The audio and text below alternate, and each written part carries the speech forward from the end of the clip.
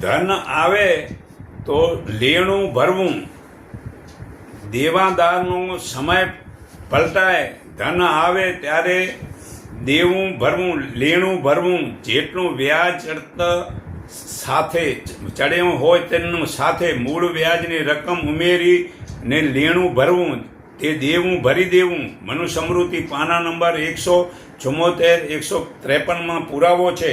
તે દેવું ન ભરે તો એ પશુ પંક્ષીમાં જન્મે છે. આ મનુસ્મૃતિ પાના નંબર 289 68 પુરાવો છે. તો ધનિક, હે અર્જુન, અજ્ઞાની જુઓ, હું ધનિક છું, કુટુંબ કબીલાવાળો છું, નાત જાતવાળો કુળવાળો છું. મારા જેવો બીજો કોણ છે? હું યજ્ઞ કરીશ, હું દાન કરીશ, મોજ શોખ કરીશ. આવી રીતે અજ્ઞાનથી મોહિત થયેલા, અનેક પ્રકારના ભ્રમિત ચિત્તવાળા અને મોજ જાળથી ઘેરાયેલા, કામ ભોગમાં અત્યંત આસક્ત થયેલા તે અસુરી લોકો અપવિત્ર નરકમાં પડે છે. પોતાના મનમાં પોતાને શ્રેષ્ઠ અને મહાન માનનારા ઘમંડી પુરુષો ધન અને માનના મદમાં છકેલા થઈને દભથી શાસ્ત્રવિધિ રહિત માત્ર નામના જ યજ્ઞ મને પૂજે છે.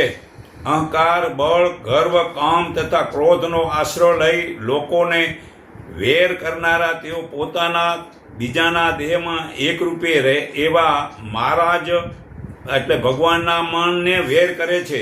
તેવા વેર કર્યાવાળા કુર અને પાપી નરાધનને ભગવાન આ સંસારમાં વારવાર અસુરી જોનીમાં નાખે છે. હે અર્જુન, અસુરી જોનીમાં પામેલા તે મૂર્ખ લોકો મને નહીં પામીને જન્મો જન્મ તેથી પણ વધારે પાપ ગતિમાં પડે છે. કામ, ક્રોધ તથા લોભ એ આત્માનો નાશ કરનારું અર્થાત તેને અધોગતિમાં લઈ જનારું આ 3 પ્રકારના નરકનું દ્વાર છે. માટે એ ત્રણેયને ત્યજી દેવા જોઈએ.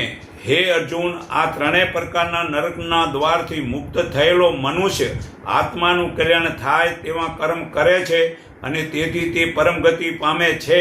પણ જે મનુષ્ય શાસ્ત્ર વિધિ છોડી દઈને પોતાની ઈચ્છા મુજબ મનમાન્યું આચરણ કરે છે તે નથી સિદ્ધિ પામતો કે નથી સુખ કે પરમ ગતિ પામતો.